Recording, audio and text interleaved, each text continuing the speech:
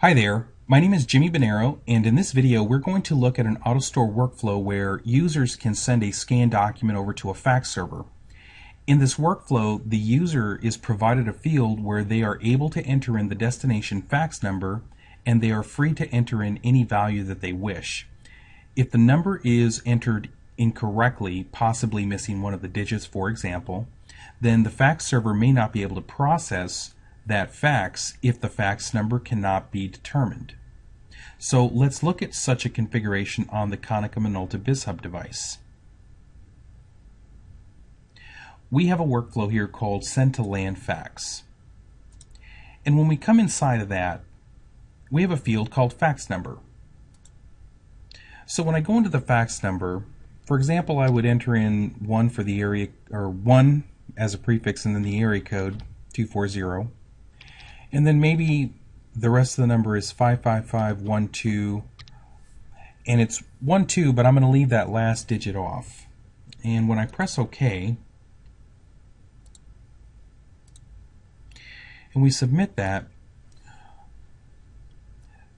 the document is scanned and sent right over. Now, in this case, again, it's just not going to work once the fax server gets it and tries to process that.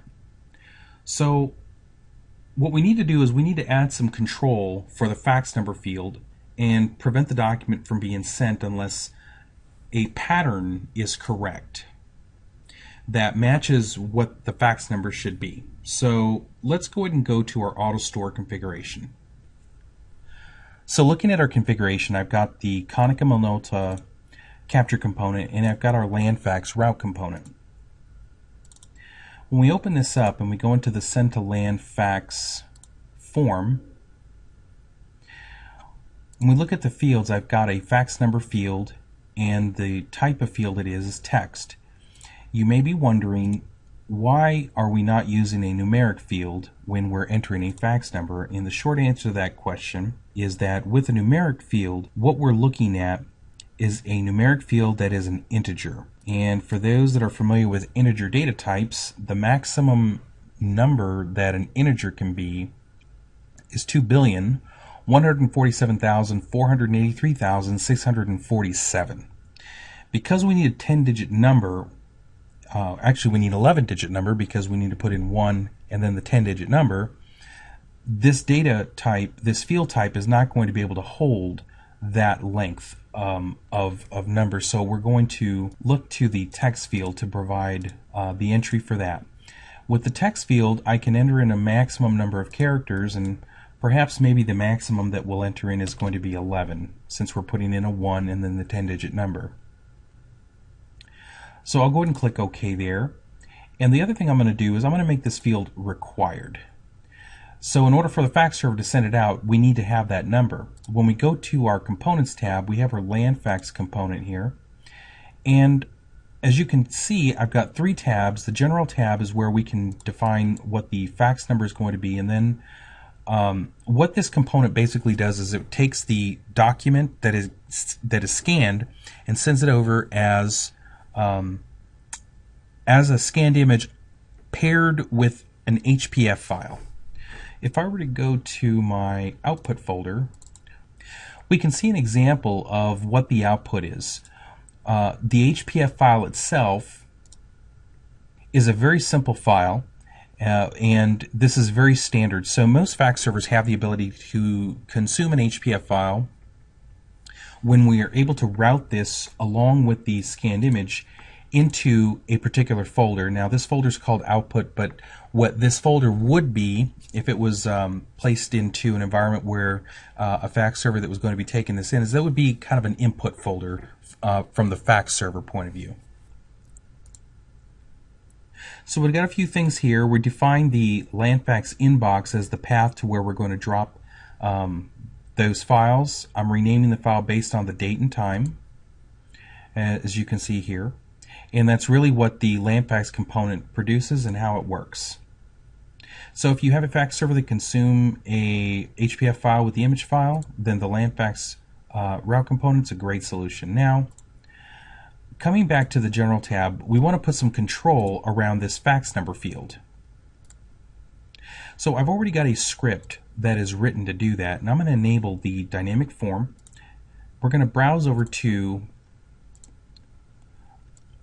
our script here. We want to be able to raise the event on 3 particular cases. One is when the form is loaded, 2 when the form is submitted, and then the last thing that we want to do is when the fax number value itself changes, we want to know that. So in order to let the script know that the fax number itself has been changed, this little lightning bolt here that notifies the server when the field changes, we're going to want to put a check mark right into that box. Otherwise, whenever the value is entered into the fax number, the script will not be aware of that particular change and it won't be able to raise that event. So I'm going to click on Create Edit Snap-in. In here, I've got a small section here where we're defining a couple of things. First is I've got a field name called information and another field name called fax number. So I don't have this information field in here or in my config, so we're going to want to add that in. So I'm just going to copy that for now because we're going to use that. The other thing that I've got below these 2 fields that we're defining, and we're defining the name of the field as it is in the Fields tab. This pattern rule description, this is basically going to be the information that we'll provide to the user whenever they don't get the value right. So we're describing more or less what are we looking for. We're enter in 1 and then a 10-digit number. Below that, here's our regular expression pattern that we're looking for. If you're familiar with regular expressions, you'll know that right between the quote marks, we're saying that we're looking for a value that begins with the number 1, followed by a digit, repeated 10 times, and that's the end of the string. So in this case here, it's a very simple regular expression that we're going to be checking against, and we're going to be looking for a match on this particular pattern. Alright, so I'm going to go ahead and we're not making any changes to this script. I'm just going to close this out, and now come back to my fields. We're going to add the information field. We're going to leave that as text. It's not required, but we'll make one small little change here, and the mode from simple to read only, because we're using this field as a way to provide information to the user. And to give that text field enough enough room to fit information in, we're probably going too much when we say 128 will be the maximum number of characters, but we'll go ahead and make it 128, and we'll click OK. And then the last thing I'm going to do is where you see name and display and type, on this column header, if I click on this, it will show a little arrow up, and then if I click it again, it'll just resort the order that we're in, so that moves the information to the top and then fax number to the bottom.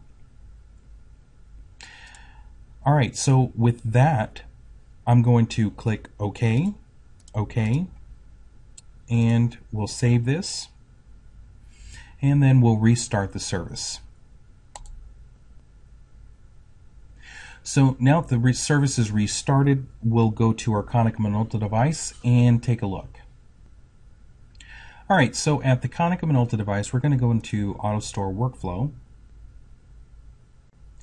We're going to choose Send to LAN Fax.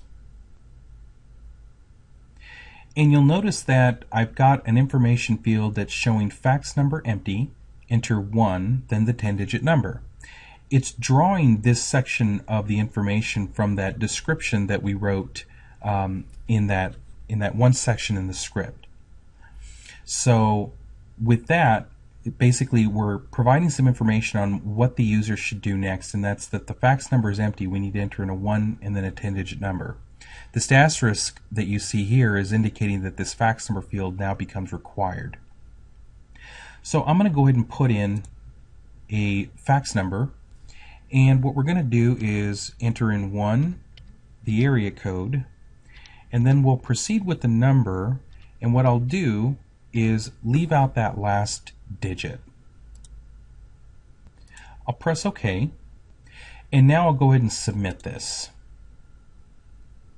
Alright, now what we see is that we're provided the information to enter 1 and then a 10-digit number, so an error has been raised, and we're going to press OK.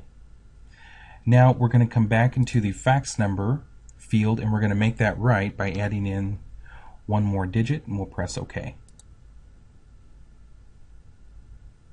Alright, and now we'll submit that.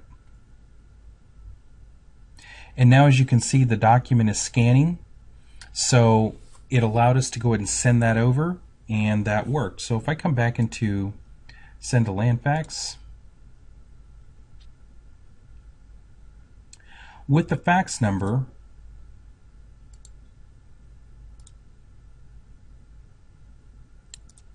if I try to add any more digits to this fax number, it's not able to let me do that. And the reason why is because we changed the length for the fax number from the default value of 30 to 11. So that's providing us some control in addition to the script.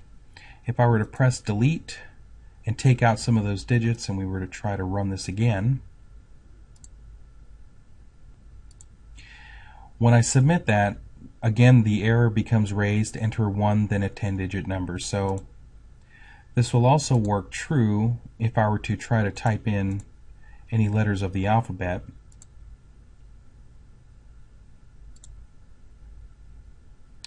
And again the error is raised. I need to put in 1 and then a 10-digit number.